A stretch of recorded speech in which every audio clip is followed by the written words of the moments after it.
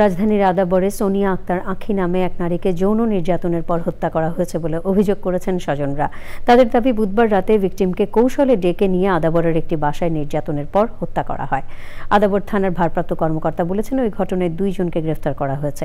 প্রাথমিকভাবে হত্যাকাণ্ড বলে ধারণা করছেন তারা। শহীদুল্লাহ রাজু জানাচ্ছেন।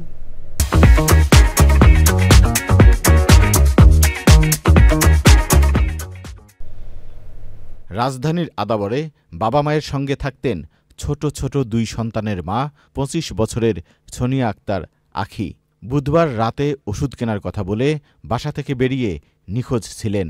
পরে তার মরদেহের খোঁজ মেলে শহীদ সোহরাওয়ার্দী মেডিকেল কলেজ হাসপাতালের মর্গে।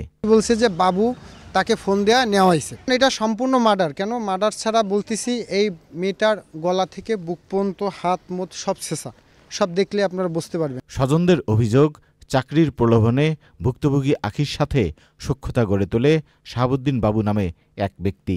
কিভাবে আঁখির মৃত্যু হলো তা উদ্ঘাটন করে অপরাধীদের দৃষ্টান্তমূলক শাস্তি চান স্বজনরা।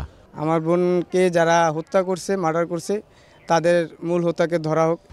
এর বিচার দেশবাসী সরকার কাছে চাই, এই মেয়ের বিচার চাই, আপনারা বিচার করবেন। আঁখিকে হাসপাতালে নিয়ে আসা 4 জনের মধ্যে অজ্ঞাতনামা 2 জন পালিয়ে গেলেও মঞ্জুরুল করিম ও মিনু বেগমকে আটক করে হাসপাতালের লোকজন। পরে তাদেরকে গ্রেপ্তার করে পুলিশ।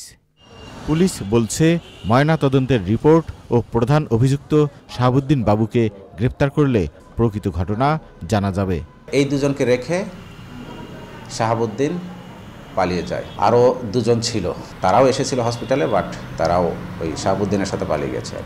যার সাথে ঘটনা সে তো মারাই গেছে, আর একজন পলাতক। এই পলাতককে আমরা অ্যারেস্ট করতে পারলে প্রকৃত ঘটনা জানতে পারবো। প্রধান অভিযুক্ত শাহাবুদ্দিন বাবুকে গ্রেপ্তারের চেষ্টা চলছে বলে জানিয়েছে police. Shahidullah Raju, channel I, Dhaka.